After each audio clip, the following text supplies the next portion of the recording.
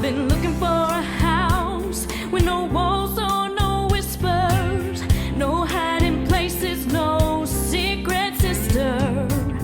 Been looking for a house that won't shelter a lie, no tear-stained past or reason to cry. I wanna live, live, live in a house of love.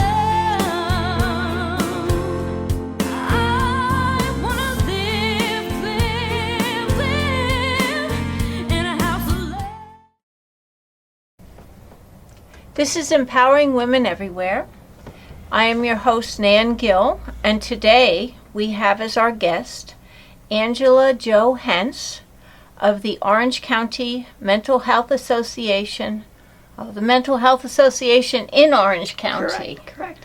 And she is the division director. Correct. And she's here to tell us about what are some of the things that the association does and some of the services they provide. Well, thank you very much, Nan, for inviting me today. As a nonprofit agency in the Orange County, we actually are very proud of the various services and supports that we offer. So I did bring a variety of brochures, but I'm just going to talk about what we actually do that most people are familiar with, and then get into some particulars that most people might need some support with. So Mental Health Association in Orange County actually has 3 distinct areas in which we provide services. First is mental health, everything from housing to case management to support groups to our 24-hour crisis helpline. We also provide... Now wait a minute. What is the hotline? Tell Our us. 24-hour helpline, which is 1-800-832-1200. It's a 24-hour, 7 days a week support line that people refer it as a warm line. So say you're just struggling with life in general, whether it be work, home, school, your community, a neighbor.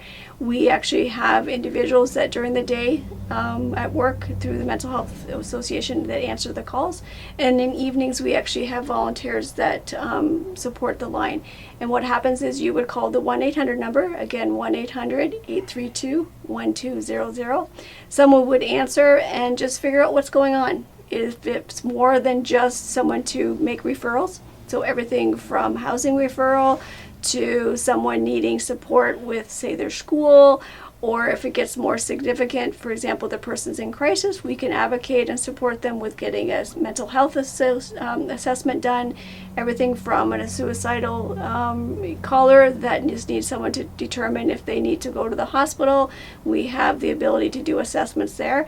And if it is something significant, we would actually connect them with other services in the community so that they would get immediate support at that moment. Because it is a warm line, it's all confidential. It is a line where we don't leave the agency or our homes when we're volunteering to go to the caller, and that's where we would connect them with someone that could.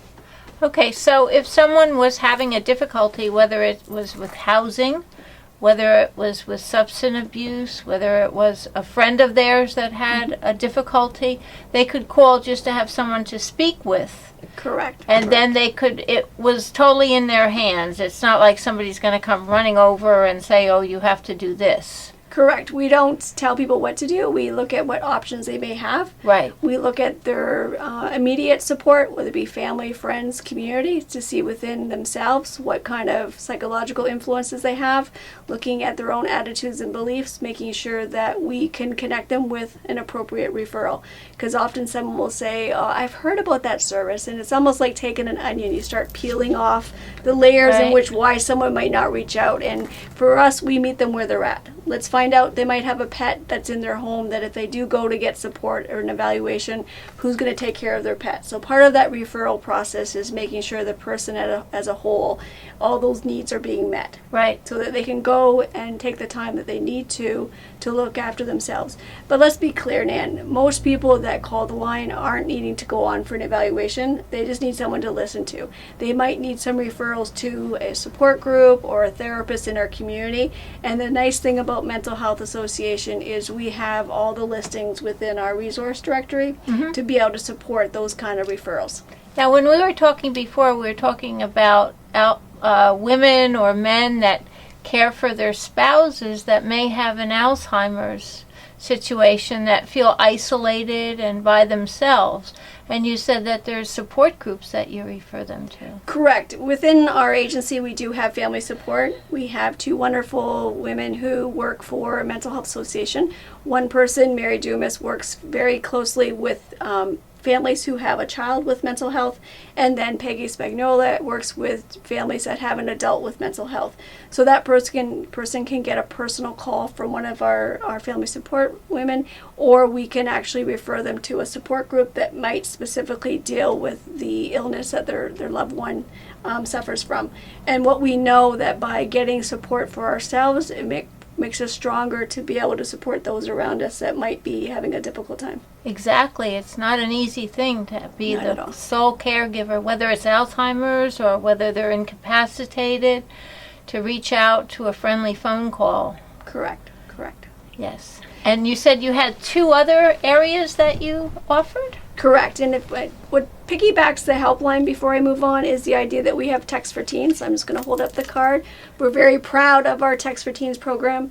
It was initiated a couple years ago. What we realized is as technology increased or advanced, we had a lot of young people that we felt could benefit from someone providing support, a listener, but what was the likelihood of them using our 24-hour helpline? So the Text for Teens allows young people to actually text in their questions and concerns, things that they might be experiencing at work or home.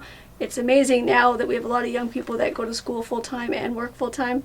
So how can we help them navigate just life in general? So we have people, different hours. It's not 24/7, but we do have hours that people are able to text in their issues. So that's really ties into the mental health piece. And the other area we have is developmental disabilities. Okay. We have everything from our Medicaid Service Coordination Program, which really provides, again, wraparound services to our individuals with developmental disabilities, helping them navigate everything from case management, their appointments, their housing. We have various support groups as well through Mental Health Association for individuals, whether it be the family member, the sibling. We realize that often we provide support for the individual with a diagnosis, but often they have brothers and sisters that need support as well, just to be able to go and vent and be validated about what their experience is like to be with someone they love dearly at home, but might get a little frustrated. Now, all these services that you offer, are they free? All of our services are free when you get into things like the support groups, the referrals.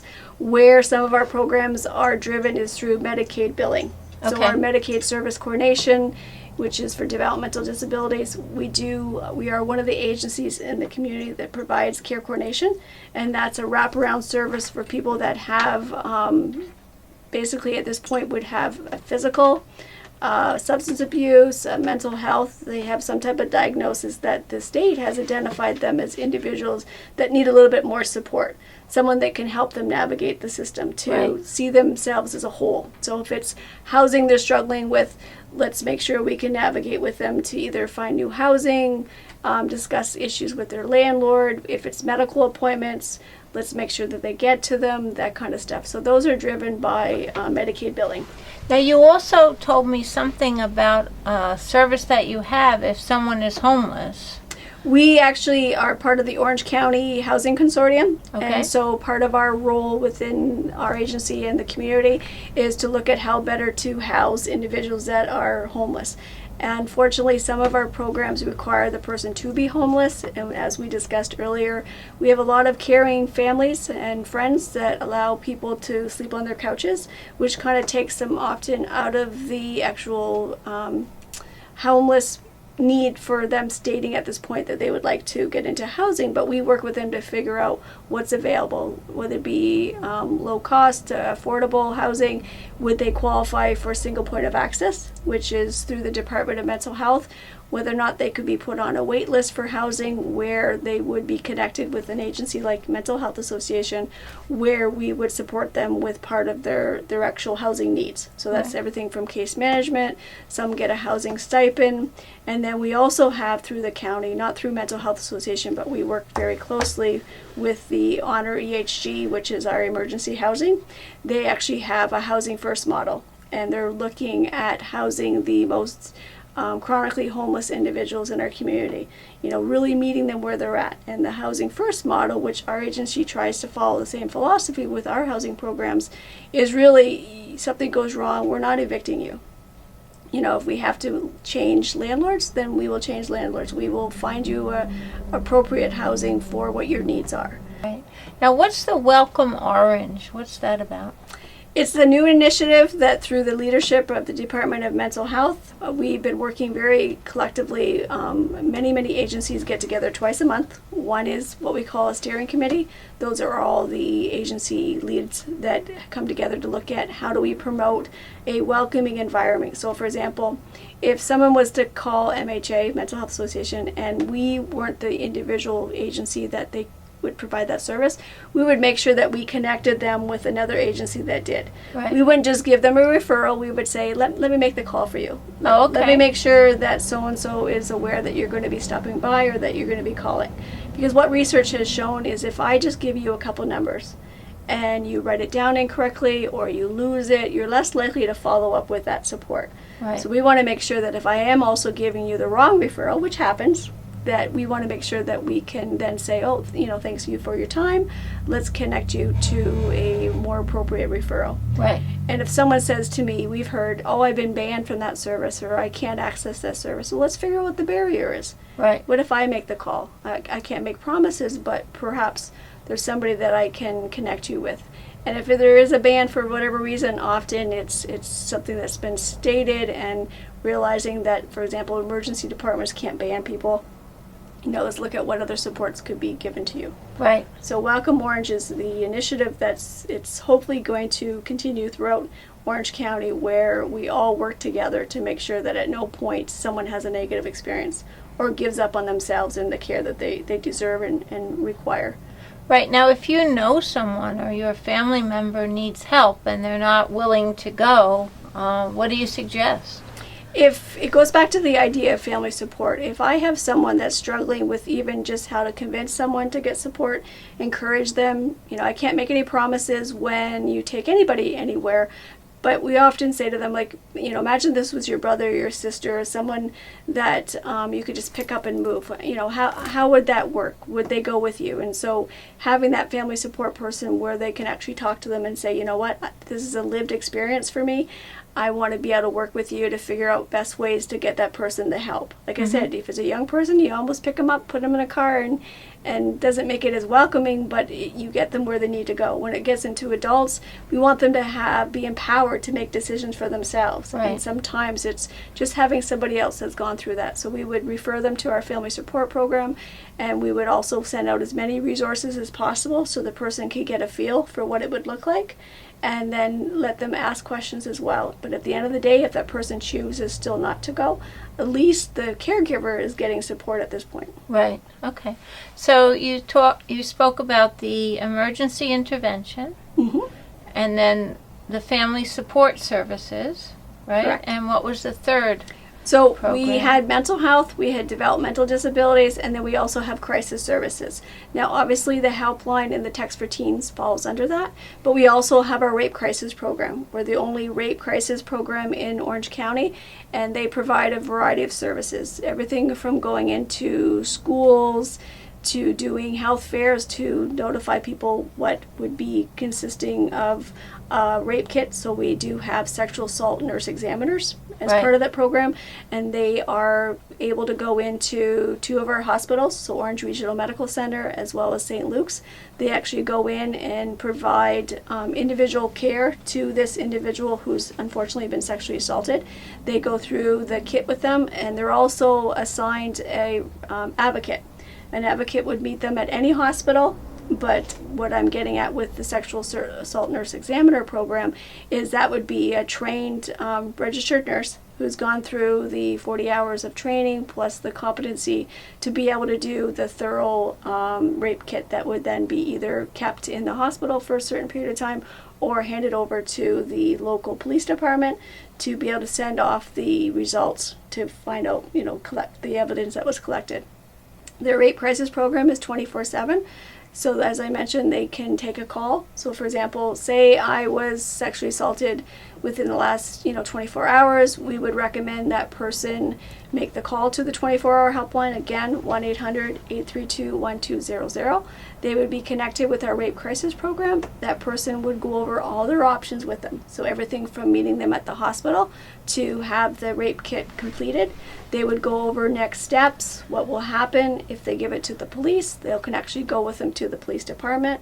If they end up having a trial, they'll actually go and advocate with them at the trial as well, so that at no point this person is having to go through this very difficult crisis of their own by themselves. Now, as far as the crisis, when that happens, is there any support as far as intervention with them besides, getting the evidence and whatnot? Because I imagine that would be very, very, trying for a person to go through that. Definitely a traumatic situation for anyone to have to go through that. And as I mentioned, the advocate, someone might say, you know what, I don't want to have a kit. I don't want to have an exam done. And that's okay. So they can actually meet with the Rape Crisis Program. They can go over all their options. They can be connected with a therapist in our community that is there to assist them through this difficult time. The idea is, what services is available for this person? What can I recommend that they get connected with, so that down the road they might decide things differently. So for example, if hypothetically I go for a rape kit and I get it done and I decide not to, which is my choice, to have it not handed over to the police. Because I went to the actual emergency department and had the kit done, everything is documented, so that if 10 years from now, 15 years from now, I'm still struggling, I would have worked with the advocate to fill out the Crime Victims Board. It's a packet of information that says, this was the date and time of my assault, this is where I went, what took place. It's all now documented so that I can actually be given support based on my assault, that there shouldn't be a cost associated with me being sexually assaulted. So the kit is done free through the hospital. We get reimbursed. The hospital, as well as the program, gets reimbursed from OBS. And what happens is we also fill out the paperwork so that whatever other supports they need, anything from counseling, if they had to leave behind their clothing because of the fact that it's part of the evidence collection, that would be replaced as well. So it's really for them to realize that this should never have happened, but now that it has, what kind of supports can we put in place for you?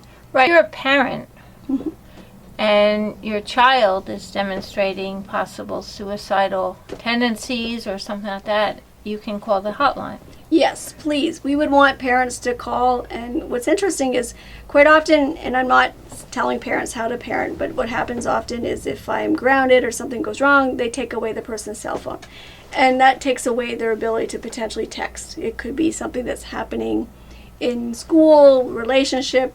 It's amazing the amount of young people that are in relationships at a very young age that aren't necessarily positive. So whether it be the helpline or whether it be the text line for individuals to be able to text their questions and concerns. Parents, no question, is beyond what we would want someone to reach out to, but we also want people to realize, just because your child has said or done something does not mean that they're suicidal, obviously, and it doesn't mean they have to be hospitalized or sent for an evaluation. Just the call itself can be very supportive in saying, this is what I read, this is what I saw, these are next steps. Look at our schools. They all have had the opportunity to either have staff trained to do train the trainer for suicide assessments and interventions and prevention. And we also have community members that go into communities on an annual basis to be able to give whatever support possible. Everything from bus drivers to cafeteria staff, wherever we can be invited to go, we go, because kids say a lot of things, everything from, if I don't get an A, I'm going to kill myself. Well, let's question that. What's the likelihood? Versus someone saying, you know what, you don't have to worry about me anymore. I'm not going to be here tomorrow. What are we going to be? Just being comfortable asking those questions. We try to create an environment throughout the entire county that at any point someone wants to get more suicide prevention information, that we're going to hook them up to one of our ongoing free trainings so that they can prepare themselves. But as I mentioned, our schools have done an excellent job with making sure that their staff and students are trained. And typically when we go in to do a training, we also do it at the PTA. So the parents see the same message, and the students see the same message, and the teachers see the same message, so that if there's any change in someone's behavior, we can actually intervene immediately and not wait for them to feel like they're they're not as bad as they were, or their friends said that they'll help them. Like, this is not the time we want people to say, oh, I got this. One of the things that they found that is common among a lot of individuals that have those thoughts of suicide is hopelessness. So how can we put the seed of hope back into someone's life? Right. You know, it's something as simple as most of us had someone say, good morning, hi, how are you? And there's some people that actually say by the end of the day, they actually had nobody say good morning or hi, how are you? And that probably eats at a person over a certain period of time. Right. Like, you know, am I invisible? What do I need to do to be seen? And we really want people to know that call the 24-hour helpline. We want to listen to you. We want to be able to talk to you. We want to be able to support you. Yeah. And if you look at the loss of someone's life, just even bereavement, you know, loss of loved one. And as you mentioned, the idea of someone with a family member that has Alzheimer's. They're still alive, but the person they knew, that the person that's in front of them is so different at this point. And how do you embrace what the new person is? And keep those memories of the person that they love, still love. And plus the actual amount of work involved in caring for someone that's incapacitated. Correct. And that can't be easy. And you look at the costs, and, you know, we joke about boomerang, how kids go to college or university and come back, and, you know, people moving in with their families. There's a lot of people that don't have that option. You know, as much as people say, oh, my kids live at home now, some love it. You know, some wish things could be better for their family members, but there are some people in our community that literally, if you ask them who's there to support you, who could be at your rescue immediately, Right. often they struggle with finding someone. And so we work with them to figure out what that would look like. What would your support network be? Right, exactly. And that's what one of our you know, tasks of the helpline, our support groups, our referrals is to, like, for example, one of the great programs we have is Comp Here. And that's someone, we actually have a couple staff that go out and meet with individuals that don't have a lot of social support. And it might be anything from grocery shopping to doing your laundry with them, just that person that can connect with them. Might be driving them someplace that they like to go, so the animal shelter, Right. you know, doing their volunteer work. It's that person that says, I don't really have family members that can do this with me. Right. So it's that kind of support that they do. Because we have shifted with managed care.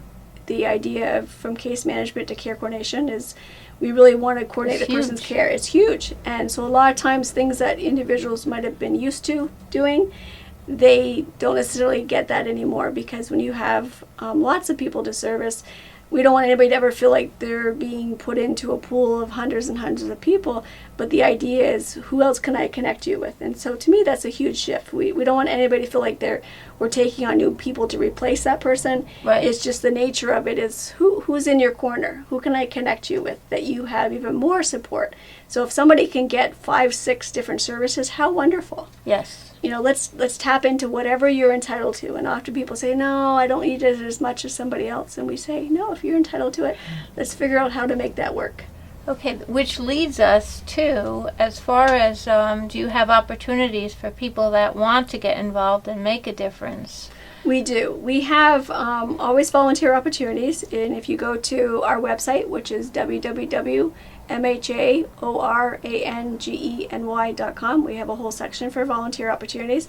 But really, our key areas is our helpline. As I mentioned earlier, during the day, we actually have all of our staff are required as part of their contract to do an hour each week. And then we have volunteers and staff that do it in the evenings and weekends. So we always take on volunteers for that. That would be someone that would be put through a significant, you know, crisis intervention, look at practical assistance, emotional support, referrals to community. We also, through our rape crisis program, we look for people that can go to the hospitals and advocate Right. for the individuals that have been sexually assaulted. We also have through our psychosocial club, which is Hudson House and is located in Newburgh. They actually have a day program where we bring volunteers in to help support the peer-run groups. And What's the Peer 1 group? A peer-run group is where we have members that meet the criteria of having a mental health diagnosis. They actually come to program Monday through Friday, and they get involved with everything from helping us cook because we provide meals for people that are members. Everything from cooking the meals to planning groups to planning activities. So part of the peer run piece is that the groups are designed by the members, the groups are approved by the members, so that we're including into our daily schedules what they're interested in doing. So there's everything from budgeting to vocational if they're looking for a job.